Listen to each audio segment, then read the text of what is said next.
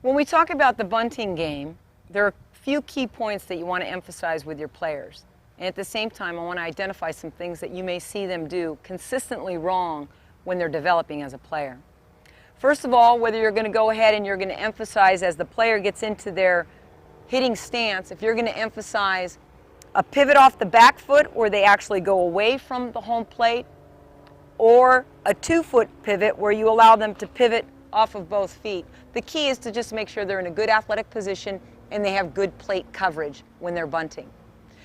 The second thing is when they get into their bunting position that there's a slight slant in the barrel when they get ready to bunt. We use the SB 401 short barrel training bat as an excellent tool because it's such a small surface area, they have to be very precise in their contact point. The key is to make sure that the bat is at the top of the strike zone. Grabbing it with, I'm a right-handed batter, I'm going to grab the handle with my left hand, and a good check to make sure that their elbows are down is to make sure that they can wave to the pitcher. The second thing is they're simply going to pinch the neck of the bat with their thumb and their index finger. What you're going to see many times is that they stand kind of tall and they have a tendency to lean forward into the bunt. The bunt is opposite of hitting. Hitting is attack, bunting is more passive. So you work on a feel or a touch when you're bunting. Key points: be in your athletic position, be balanced, bat, barrel, top of the strike zone, elbows down. The knees will go ahead and flex the barrel into the lower part of the strike zone. And last but not least, catch the ball. Don't go out and stab at it.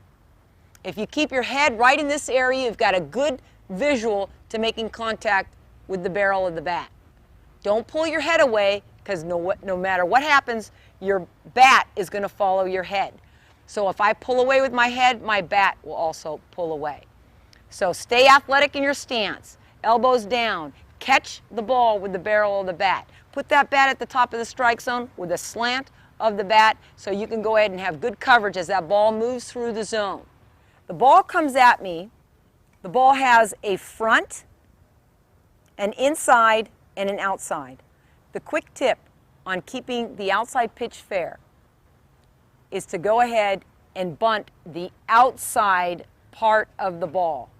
Not the front and not the inside, but the outside part of the ball.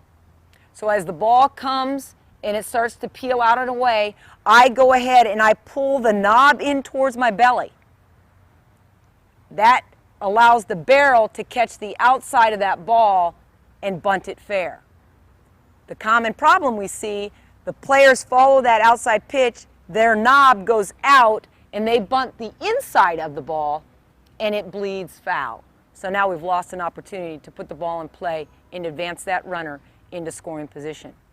We like to think of the bunter as the bridge to the RBI. So tell your players it's an important position to be the bunter and get that ball down. That's very important to us, is to be the bridge to the RBI. Once we get that player at second base, we now have an RBI situation to score a run. So once again, athletic position, hands at the top, the barrel at the top of the strike zone. Pinch it with your thumb and your index finger, elbows down. Your left hand, as a right-handed batter, can wave to the pitcher, and we're simply going to give with that pitch that comes in. And the tip on the outside pitch is putting the barrel around that ball and catching the outside side of the ball, keeping the knob in towards the belly.